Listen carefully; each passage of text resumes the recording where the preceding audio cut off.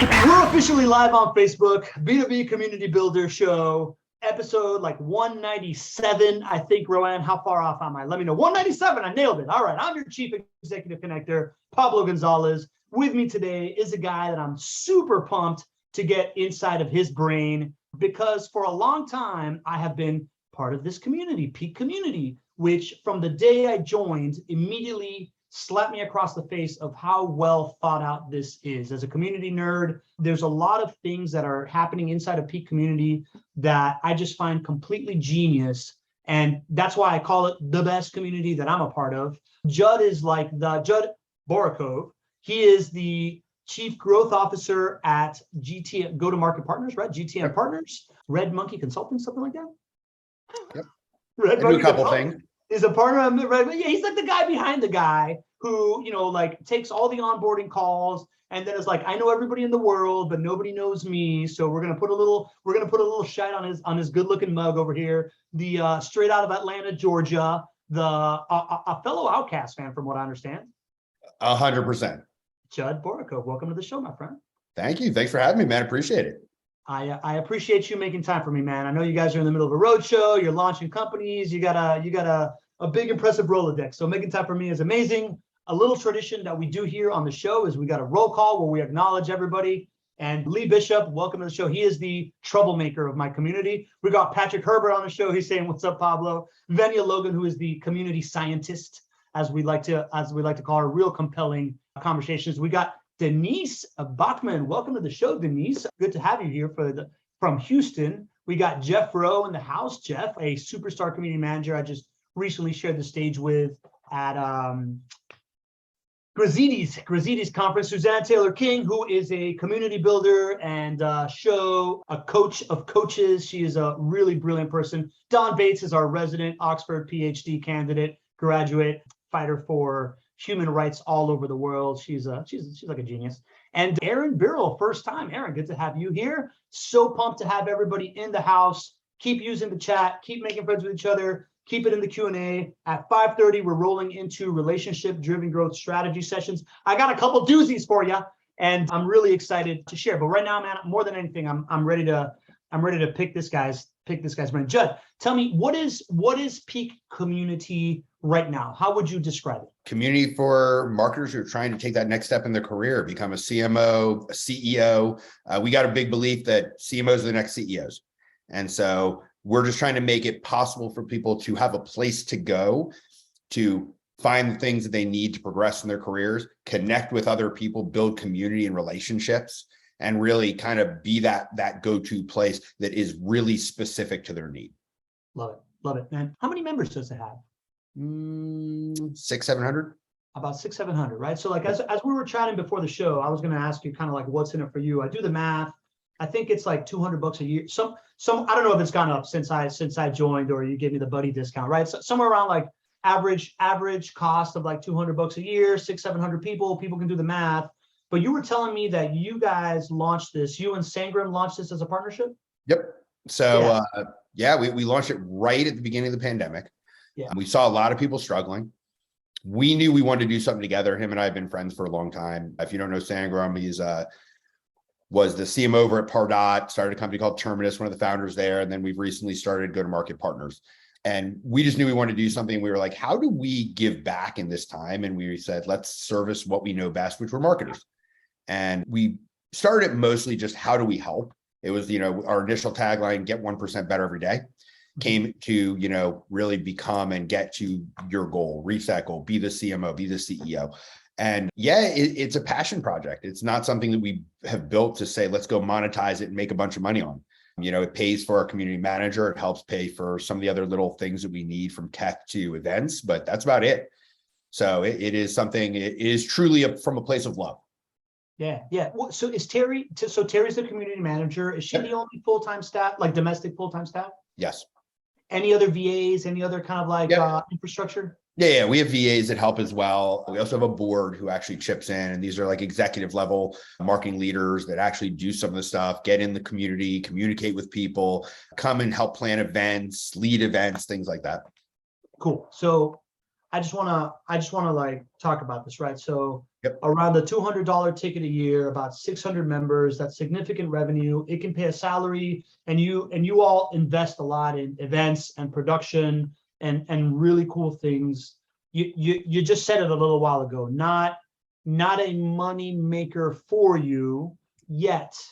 I think it's pretty clear that putting together, the top 1% of the marketing community across the world and being kind of like the stage where that network gathers can lead to other very, very positive externalities. Of one, you have just launched a new company, go to market. Sangram launched a book, had unbelievable distribution, made the Wall Street Journal bestseller. Yep. Was any of that stuff, did you guys have any of that? Was it even a twinkle in your eye when you were started thinking about it, of like, hey, this could lead to something else, but right now let's just add value? Was there any kind of like, So the truth is, yeah, there's like some of it. You're always like, hey, I'm going to do something and meet people. I'm a relationship builder. That is, I call it one of my superpowers. I love people. I love to give. I've never met a person I haven't tried to help. And for me, a lot of the value was, look, I know getting to know people means at some point, even if we don't do business, we'll find ways to do things together. So yeah, was there some of that thought? I'm sure. We had enough conversations, but in truth, it wasn't this like, oh, master plan. We're going to build the community and make a lot of money or open a lot of doors.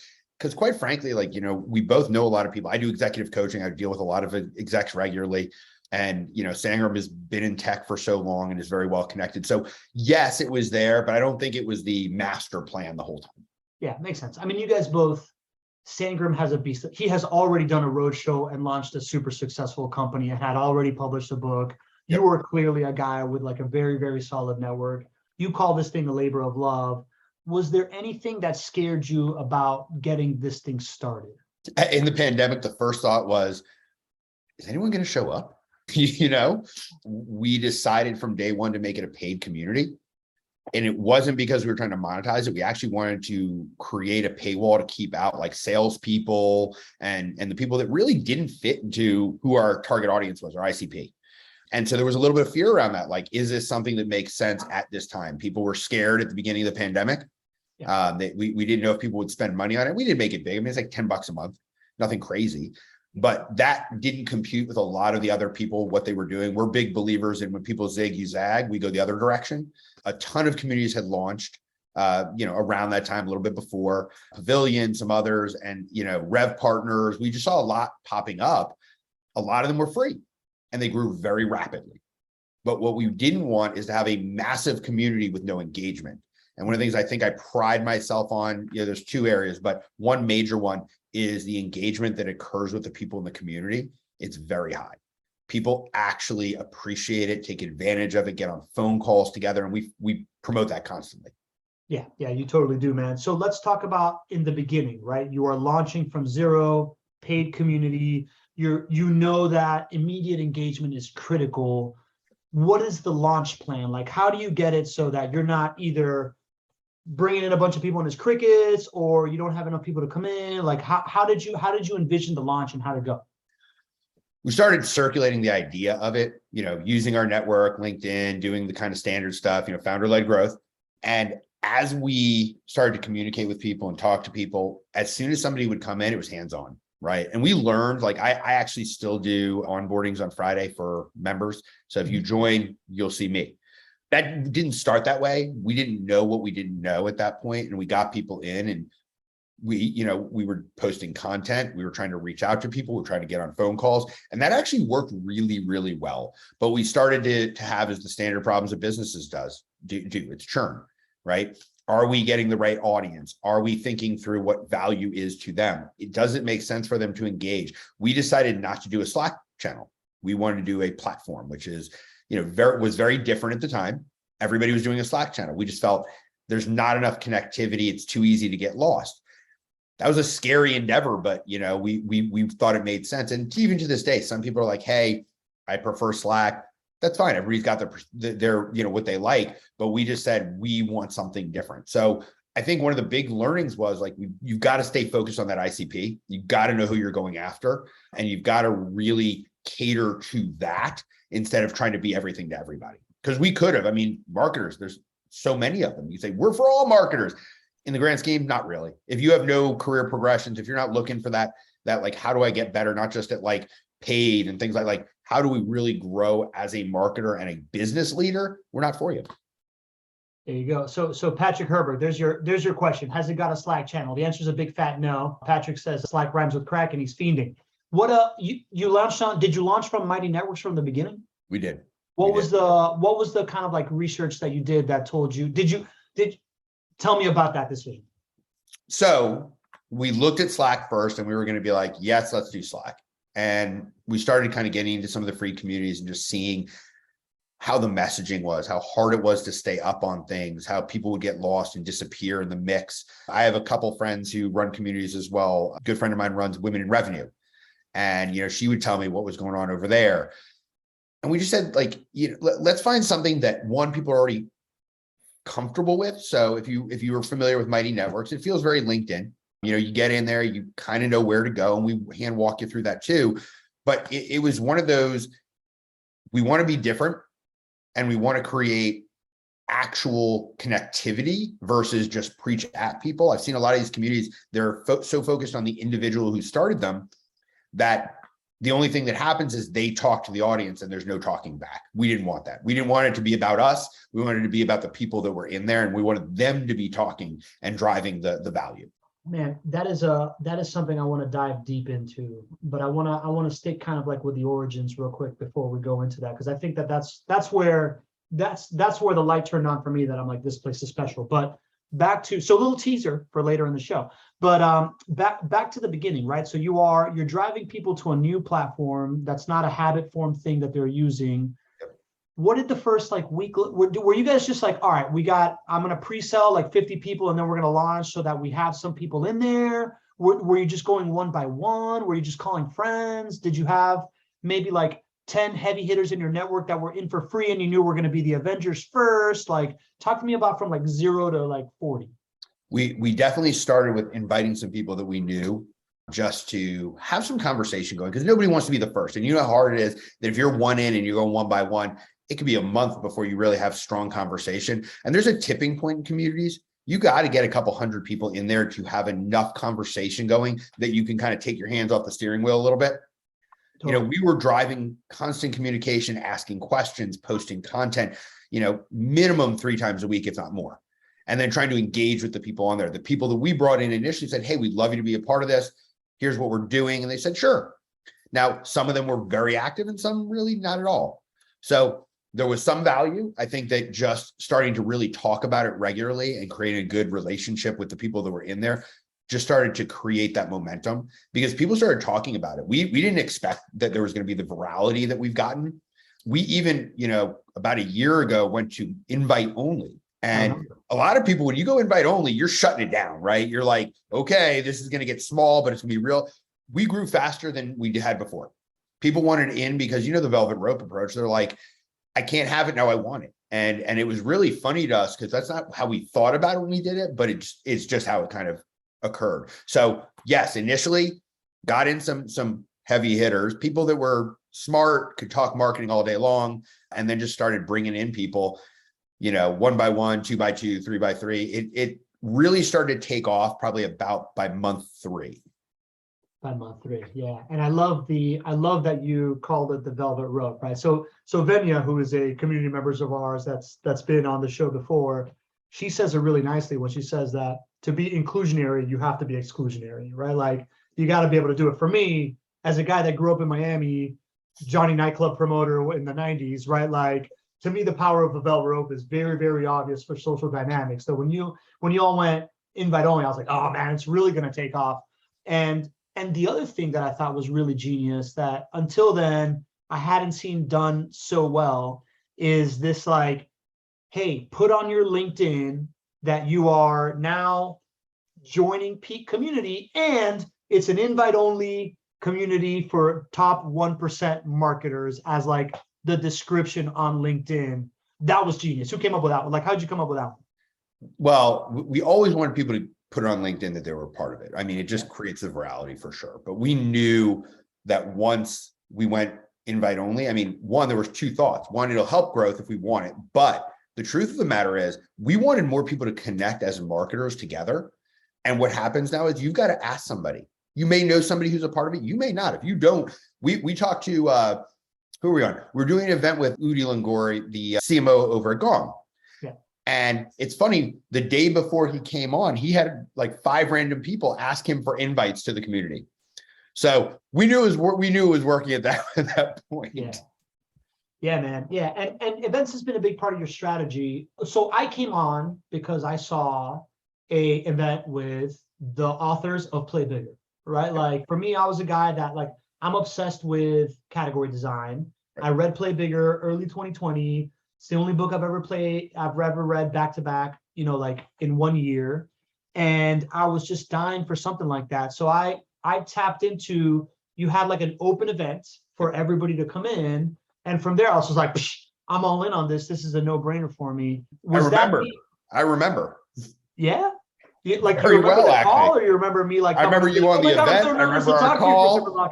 No, I really do. It's not like blowing smoke either. I still remember because you were kind of like on the periphery, but you were in the event commenting and you said something. You're like, yeah, I'm in. And like you were in that week. Was that all right? So once you got beyond the initial outreach of just like texting people and whatnot and got some critical capacity, did the idea of, we talk about this in the Relationship Flywheel Bootcamp, you want to throw a wide net and then you want to narrow the conversation into the thing that you're talking about.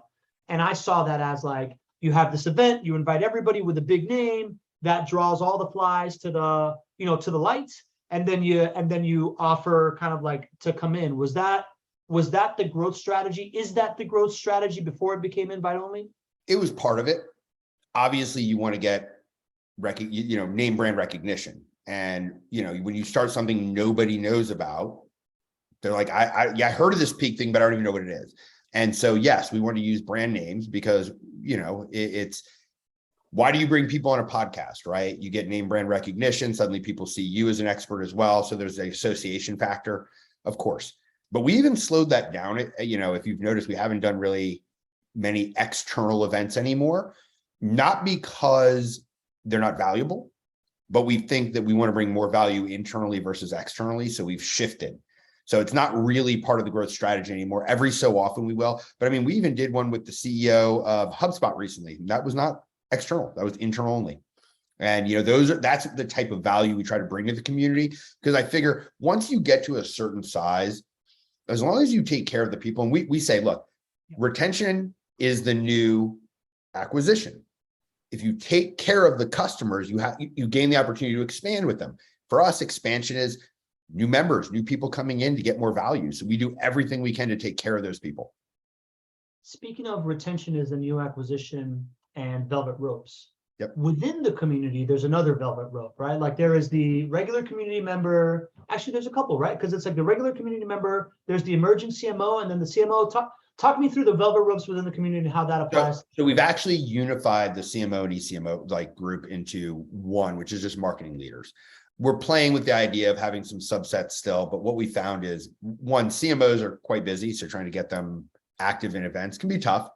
Emerging, they want to have the conversation. So a lot of times it's one-sided for the CMO, but what we try to do is make it a little bit just more broad that people could come in. If you're a marketing leader and you have the same goal of progressing in your career, one, if you're further along, you can help the people behind you. If you're behind, you can help with, hey, these are good people you might want to hire. These are good people that you might want to ask, more tactical questions. So we try to unify that. So we do have the one kind of velvet rope, but really if it's as easy as, you want to progress in your career, this is where you want to be. Like, yes, the main community will do it too, but it's a little bit more structured. We're doing some cool things. Actually, you'll be a part of it soon. If you guys don't know, we recently asked Pablo to actually do a coursework for us on how to build up your podcast, how to get on them, how to be, and he's excellent at it. So I'm sure you guys know you're here, so I can't pump it too much, but definitely great at what he does. And that's the type of stuff that we want to do for our leaders, is give them access to people like you. That's a great tag, because I'm actually going to share a little bit of what I'm going to teach on Wednesday at the Relationship Driven Growth Strategy session. So stick around, folks.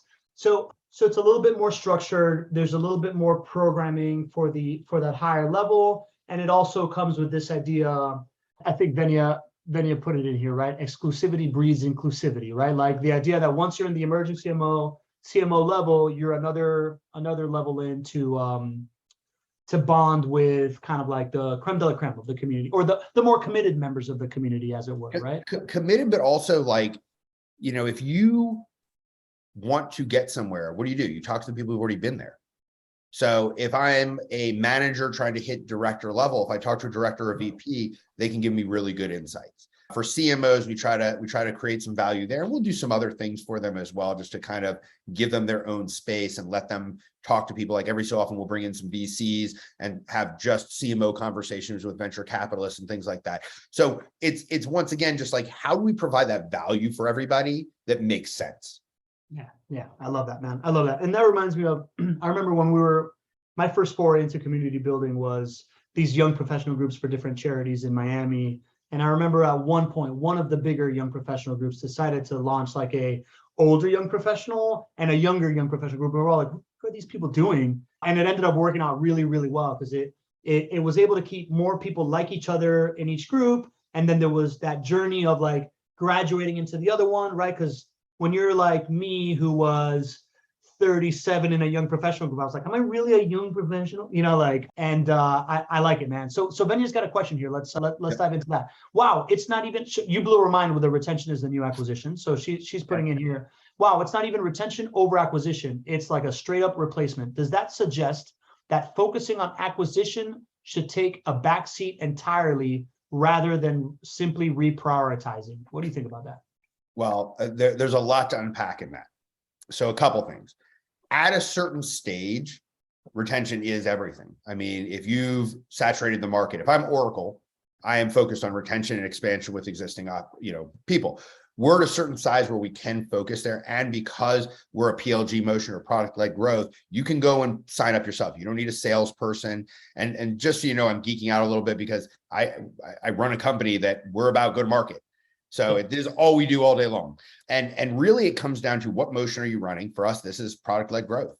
This is about your brand will drive the acquisition, which is established and is only growing from the people that we are taking care of. The brand can be driven through retention and giving people an amazing experience. So really it kind of does both for you. You don't suffer from massive churn down the road because you're taking care of your people. And because you're taking care of those people, they're bringing in new people too, because they love it and they want to share it.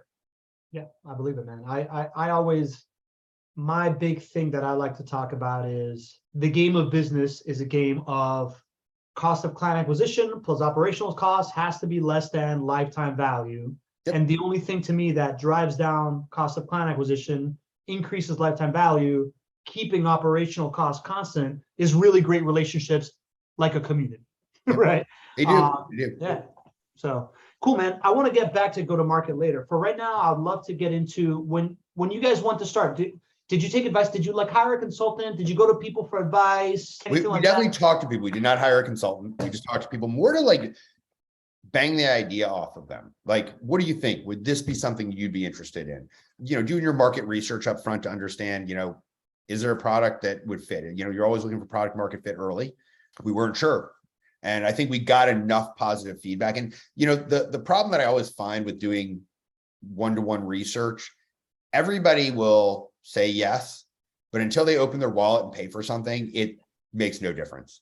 So we would get on calls and literally say, this isn't great. Why don't you sign up? Here you go. Here's a link. And we'd see who signed up.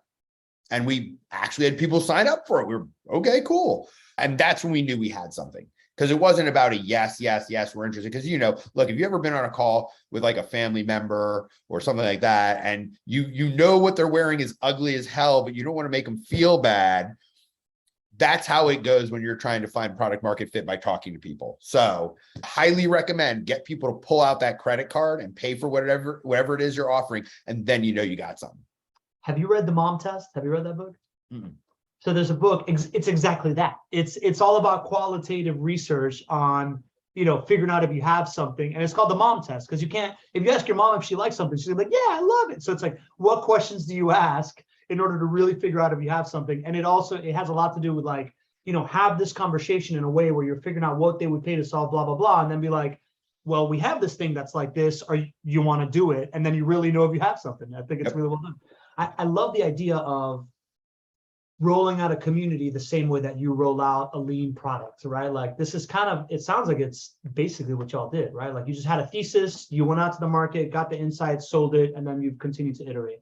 And this wasn't V1 either. So we actually started with a newsletter.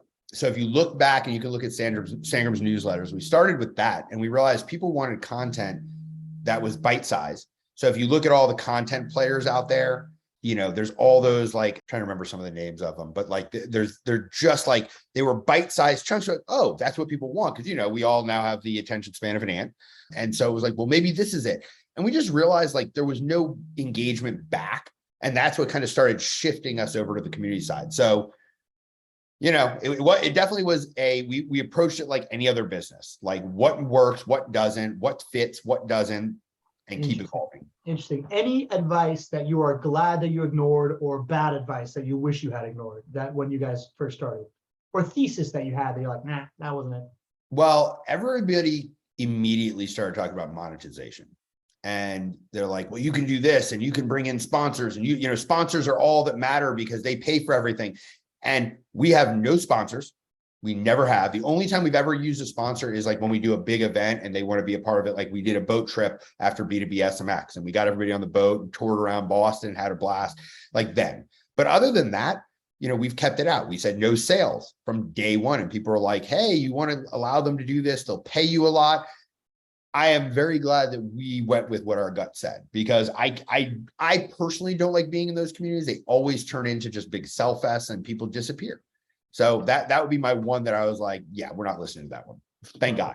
Love that. Love that. What about, talk to me about things that you have, talk to me about like aha moments of what has developed from like, you started with this and then you realize, oh, let's do this. You talked about invite only as one thing. Give me a couple other things in onboarding. Were there like moments of evolution? Oh God, we didn't onboard at all at first, which we thought that the platform was intuitive enough. And what you realize is even something that's intuitive, you got to hand walk people and create an experience. So we were kind of playing around and we were looking at our retention numbers and we were like, well, what's going on? And we were looking at utilization on the platform and how many touches there were, and you know, how long people stayed when they had an onboarding or when they had a certain experience and not. And so we said, well, let's test it. Let's just do onboardings every week, hands-on, high touch, and see if we can create a better experience. And, you know, when we do an onboarding, so every time I do an onboarding, not only do I walk them through the platform and literally show them all the features, we get them to do a first post.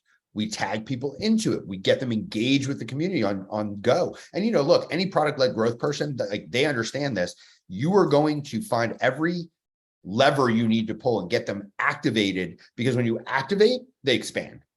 So the idea was retention is going to really make a difference. So let's put the actual hands-on time. And look, I am busy as heck. I mean, Pablo, you know it. I am, you know, we just got back from Seattle and still almost all the time I am doing the onboardings to this day.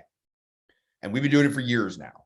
So, you know, this is one of those things that if you put in the real time and effort, and is it scalable? I mean, yes and no. I could have somebody else do it. I mean, every so often, if I'm sick or something, our community manager, Terry, will do it. But I just believe in, if, you know, the aha here was, and the cool thing was, this made such a difference to the way people engaged within the community. You know, we set the standard day one. This is how we do it. If you want to be a part, this is how you do it too. And I think that's what's brought on this mentality of everybody's open to getting on calls. You know, I mean, I have not been in a community before where you could ping someone and say, I love that post. I'd love to just chat. And someone will say, sure. They could be an SDR. They could be a CMO. It doesn't matter. They'll do it. Yeah. And that probably is my most proud, I guess, thing that has come from the community itself, that people have taken on that mentality that we brought to it. Yeah, really cool. And I experienced that immediately, right? Like I got the onboarding with you. So it's just to make it clear, you basically just have every Friday, you have a slot where you onboard new members. It's you show up, you walk them through it. They connect to each other. You talk them through the platform and you make a post that engages somebody else. And then the community knows to go in and make them feel welcome, which I think is absolutely brilliant. Awesome. Yeah. Suzanne Taylor King, who's got a Mighty Networks community. She's like, love this onboarding, doing it. Yeah, for sure, Suzanne. I think it's going to work out really nicely for you. What about with programming, man? What's been the evolution with like style of programming that you believe that you thought would work and then you tweak something better? Well, some things we thought would work and they did, but it's hard to keep up. We were doing 12 to 15 events a month. And that's a lot. It's a lot. If you've run events, that's a lot of events. And so we had member-led events. We brought in external events. We did every type you could think. And so we've really pulled it back to say which ones bring the most value. And it's really hard because some members really value certain ones, but there's not enough of them. And the thing that I hate the most about business when it comes to this stuff is I wish we could do events for everyone individually. You just can't. So you've got to optimize for the biggest audience you can serve within that community. Right now we do, like, I run a monthly one specifically around like career progression. How do you create your brand? How do you build up the right profile? How do you, create a true brand that you can then expand upon, whether it be online or in person? We do big events, mega events where we'll bring in a big name. And then we still do some member-led events. They're a little bit more sporadic because what we do is now we go, hey, if you show within the community that people are interested, we will do the event with you. So we've got our 3 flavors. We're bringing in, like, we've got one coming up, one of the VPs and CMO of VaynerMedia. So if you guys know Gary Vaynerchuk, one of his heavy hitters is coming in to say, how does VaynerMedia market?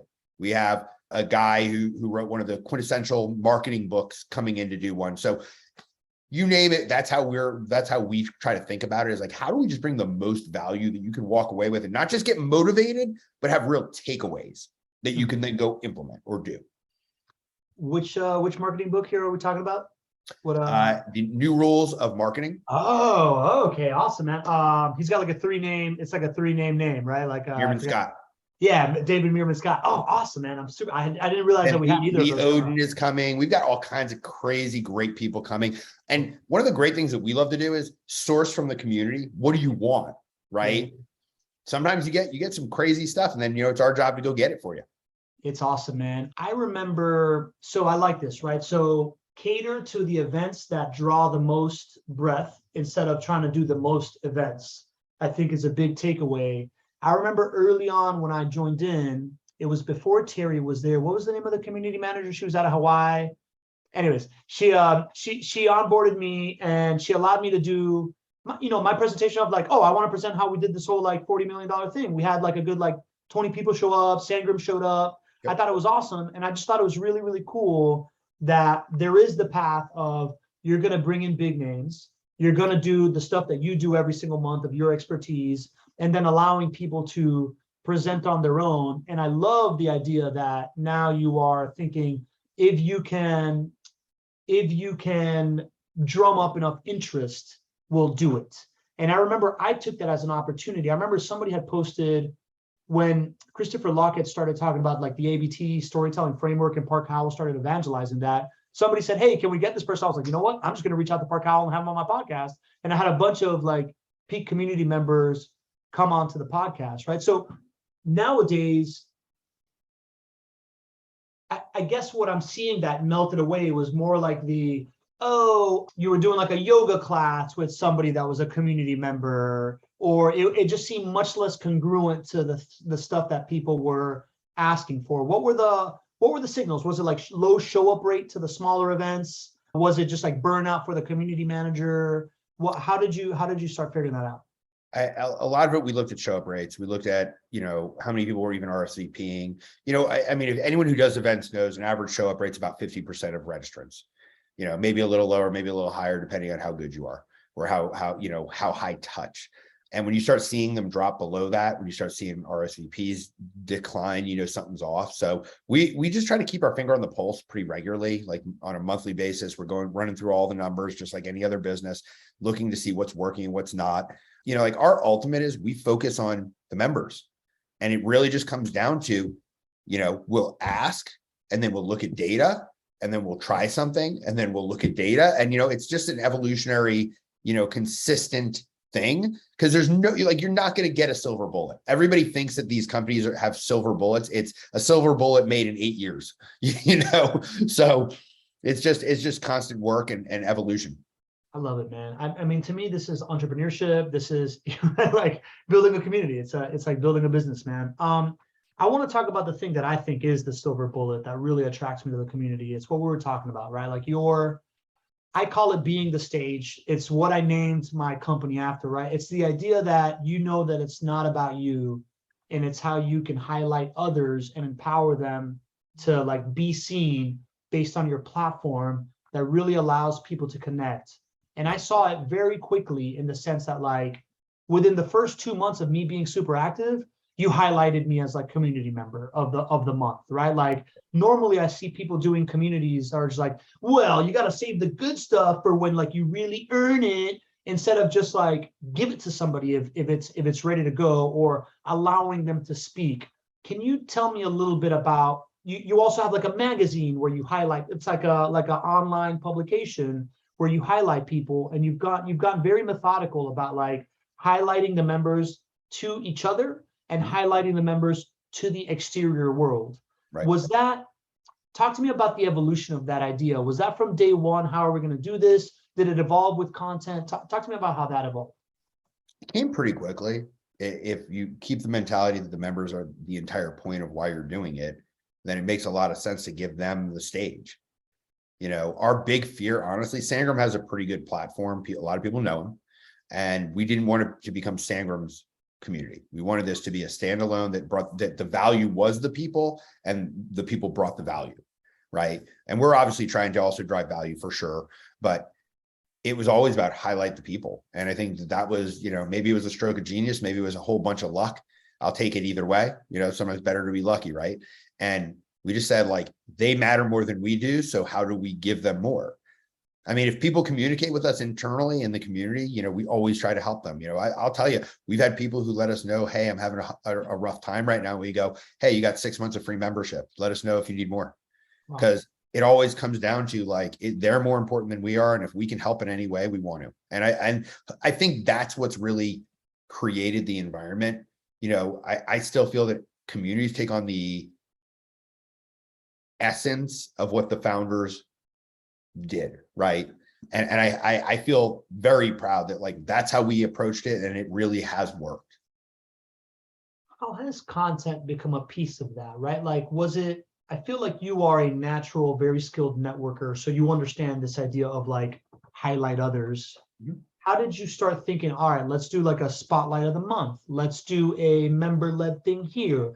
When you launched the Juice platform, right, like the content platform, I remember you bringing on people, and it was like Lydia and all these other folks that were coming on, and I could tell that they were coming on specifically to say other people's names while they were talking about why they like the community. Like, it was very clear to me that they were like looking for a name and the name and the name, and I like you, and I like you, and then the next person comes on, it's like, I like you. Like, how, just, am I right there? Like, were you like, all right, man, call as many names out as you can while you're given the stage? Did that happen naturally?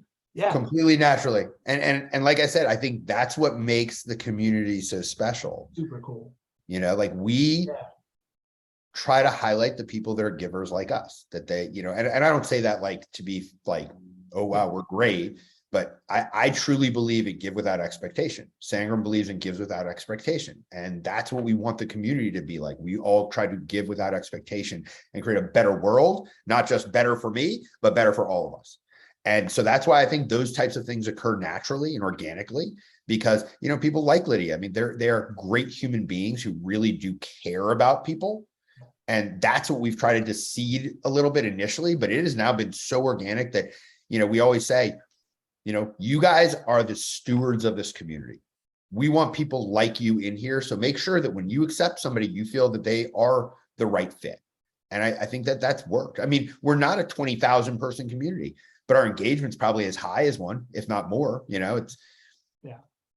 What about like the super fans? Like, how do you get like a Kaleem and a Paul and all this stuff?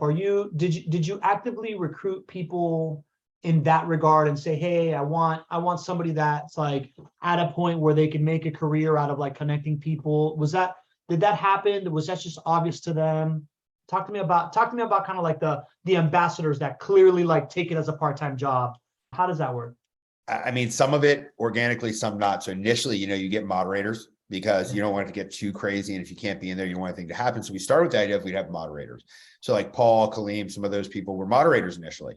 And we just said, Cool. So I would meet with them, once a week, just touching base. Here's what's going on. What do you guys think? Gave them the ability to have some say in what was happening within the community. And I think they appreciated it. Yeah. Yeah, and they're great. And they were great, man. They brought in a bunch of people, and we're always like, I remember talking to Kaleem. Kaleem's like, I just want to make sure that if somebody posts, they get a reaction. Right? Like, I haven't talked to him in a while. I got to reconnect with him. But yeah, that's cool, man. That's really, really interesting. Let's talk about, can we talk about go-to-market partners a little bit, man? Sure. Hey, man, it's your podcast. We can talk about whatever you want. All right, fine. Have you listened to Boomiverse by Big Boy yet? I have not heard it yet. All right, we got to talk about which is sad. That's how much I'm traveling, but now I've got to go look. Oh, wait, but have you listened to Daily Bread? I have not listened to Daily Bread. So check out Daily Bread. So same. You got me. All right, bud. So let's talk about go-to-market. First of all, since this is a community podcast, what is go-to-market? What is go-to-market partners? Just give us the quick breakdown. Sure. Well, there's no unified definition of go-to-market as we're finding out there.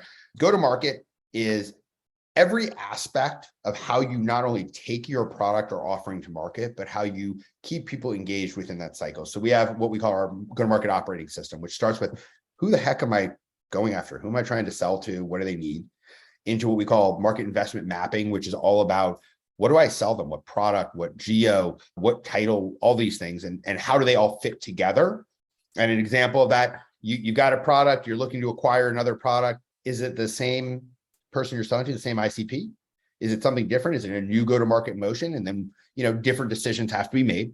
You get into your brand and demand components, which is everybody probably knows. It's like, how do you drive that pipeline, that demand that people want it?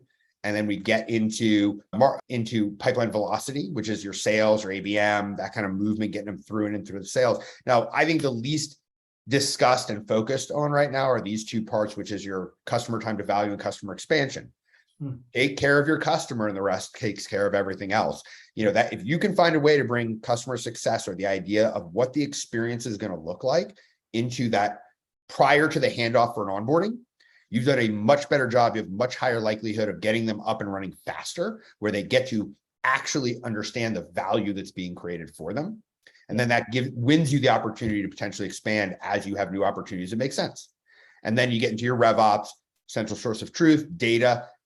I'll tell you this, I'm a huge believer that RevOps should live with either the CEO, the CFO, or the COO. It should never live within marketing, sales, or any other organizational structure, because it needs to be open to be able to give you what's really happening from the data. That's just something that we're big proponents of. And then finally, it's the leadership and management. Yeah. Everything people, cadences for meetings, down to people management, taking care of them, everything in that space. When you tie that whole thing together, you create a rocket ship. And it's not so much the idea of like money. It's how do you create a business that is efficient, effective, and brings people what they really need and want. That means that product is a part of the mix. It's not just sales and marketing, and it's not just sales, marketing, customer success. Product is huge. And that's something that gets forgotten. It's like, if I get feedback from CS or marketing that says our customers have really wanted this thing, but product's in a bubble saying, this is cool, let's build it, and it's not what anyone wants, you got to miss. So we're just big proponents of like, how do we do business better to really think about the customer first, bring them a great experience, not make it feel forced, not throw them into, a blender that just spits them out the other side where you get churn all day long.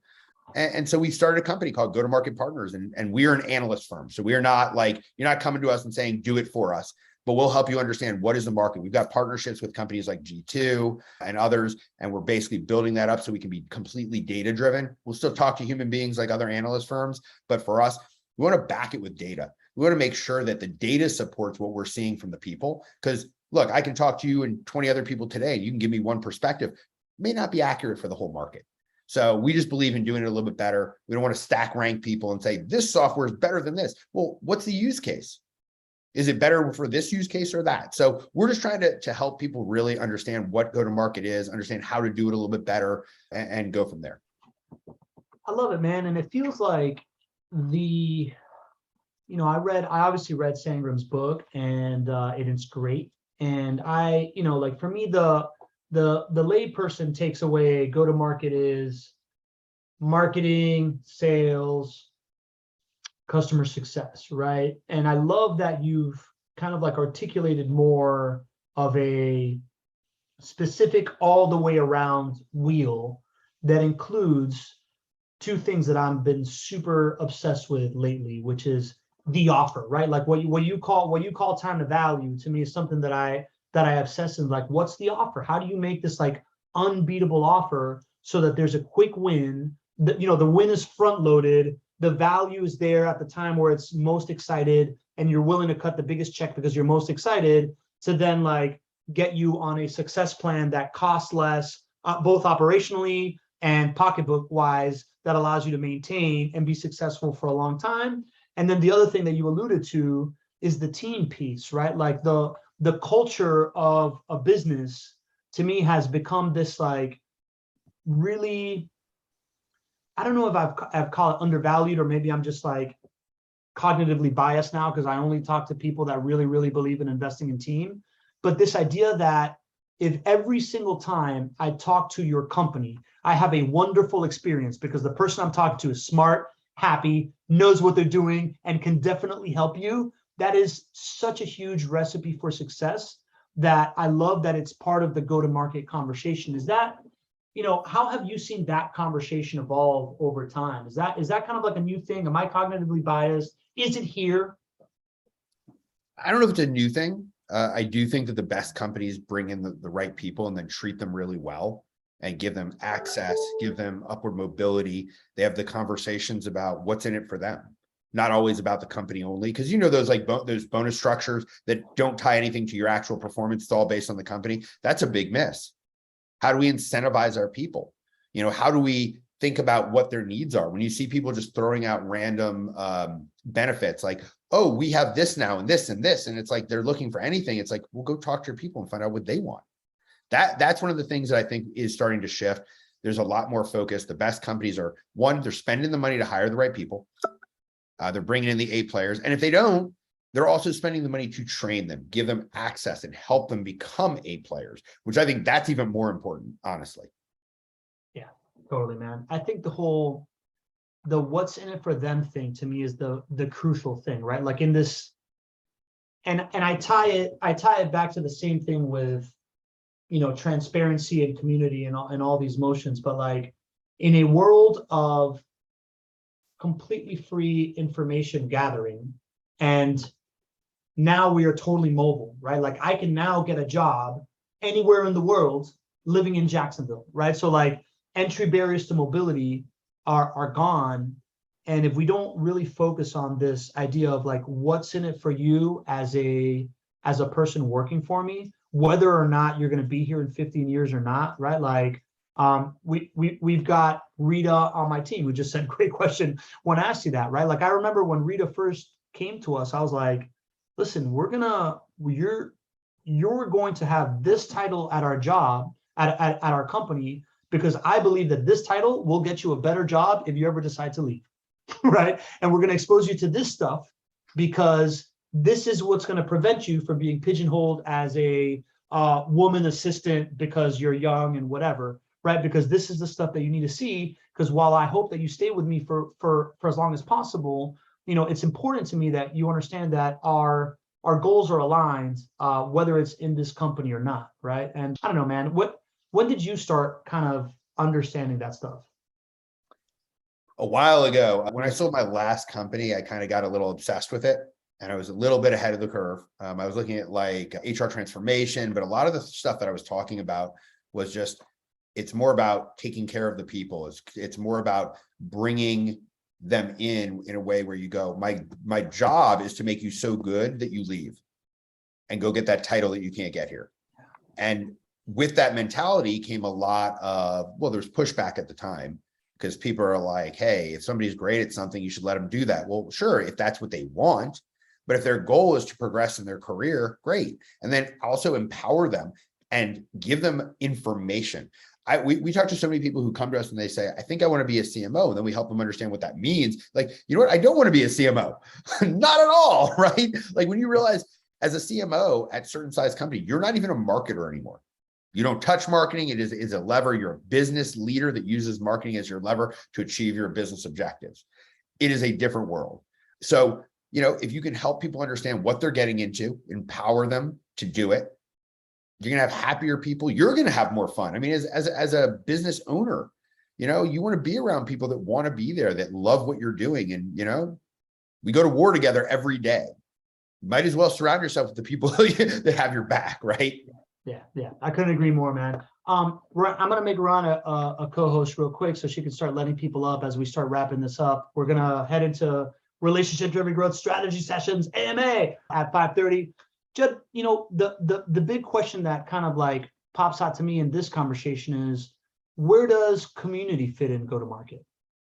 I mean, it's a go-to-market motion for sure. There is community-led growth for sure. But it can be a part of an inbound strategy. It can be a part of an outbound strategy. It fits so many places. I think community is extremely powerful if done right. And I still think that the vast majority of, at least what I see, the vast majority of companies create community in a way that they think would work, where they say it's about us and our product. So they use the community to sell. I am a big believer the only types of communities that really work are those that are built to address the problem. So Sangram was fantastic at this. He built a community called Flip My Funnel, tens of thousands of people. It had nothing to do with Terminus, which he co-founded. It was about changing the game of how we go to market and how we do marketing. And it spearheaded the idea of ABM, taking the 1% and converting. Not one time, and he's got hundreds of podcast episodes. Will you ever hear him reference Terminus on his own? Someone else might bring it up, but he does not. Yeah. And that's a huge component of it. It's not about selling. It's about creating a community around a problem and helping to solve it together. As a byproduct, sometimes people go, hey, I know what you do. I'd love to work with you. Sure. But not all the time. And it's never been about that. So the big problem with community led that I see at this point is everybody's trying to figure out how to drive ROI. Like, well, if I put my salespeople into the community, they can sell there. It's like, yeah, that's the fastest way to destroy your community. Go to town. So it fits in a number of ways. I think it is a fantastic.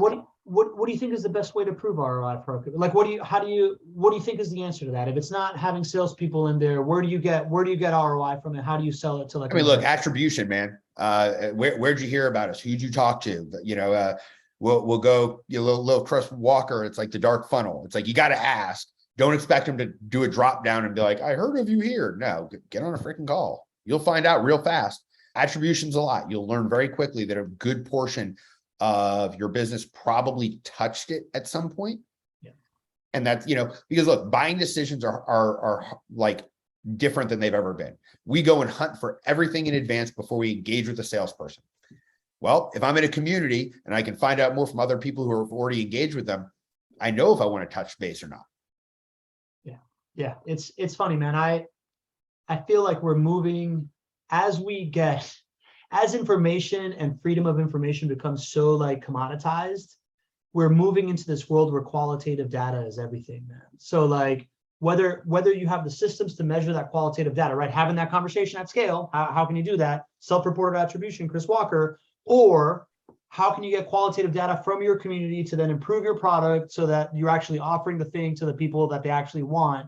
Feels like it's where it's all going. And I see community as this like, I see it as like pipeline acceleration more than anything, is where I'm finding the value in our experiments and our clients. It's more like we are social animals. I feel like social validation is kind of like the oldest thing in the book of influence.